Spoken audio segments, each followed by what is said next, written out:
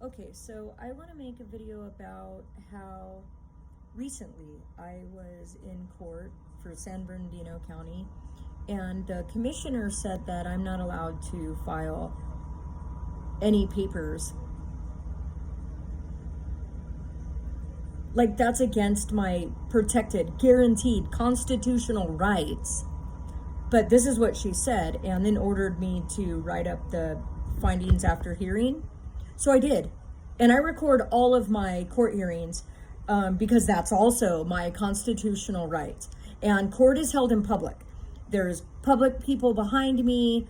There are public people there, people from the public that are there to have their own cases heard. Just because they run the monopoly on, court doesn't mean that you can't record, because you can't.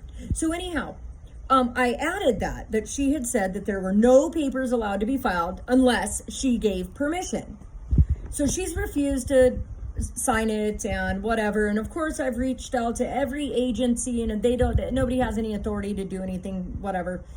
So anyhow, then it gets even better, because I'm keeping and collecting evidence against this bitch, because I'm going to get her fired. Her name is Commissioner Suber, and she's at the San Bernardino courthouse. But anyhow, I'm not going to stop until she's fired. But I started taking screenshots every day because I was faxing in my papers. They weren't filing my papers. And I started taking screenshots to prove my papers weren't being filed, right? So on September 24th, I filed a stack of papers again, and then I waited until until September 29th.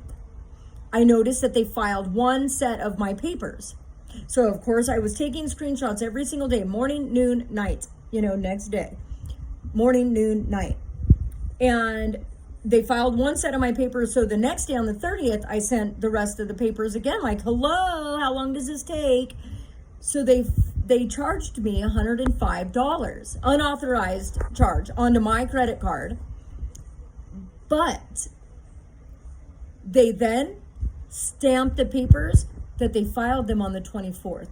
It is illegal to fabricate information and to change information on papers. I don't understand how they're not being arrested for this type of information when I can prove, not only by the screenshots, but then they charge you 80 cents every single time they file something and they mail it to you. They charge you 50 cents for the envelope, the stamp, and then 30 cents for their envelope. And so they're claiming now that it was filed on the 24th, that their website had an issue and didn't ever update for 6 days. And they didn't charge me, though, until the 29th and the 30th, which matches the screenshots that I have. If I did that, it would be illegal. If I'm expected to go to court and tell the truth, why aren't you? Why aren't you? So I sent them a letter and I said, look, you know what? You work for the taxpayers. Get it through your head. If you don't like it, quit your job. But you work for the taxpayers. You need to give me back my money that you stole. Because I called the police. I filed a police report. I made a theft report with my bank. And I told them, I don't work for you. And you're not going to charge me $105 because I expect you to do your job. Your website wasn't down. Let me know when you want all the evidence I have against you.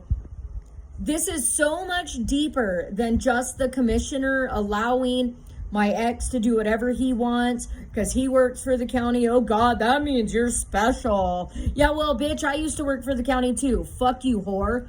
So she's making all these unconstitutional orders that it's just to protect him. She's allowed him to beat me. She allows him to hide income. She allows him.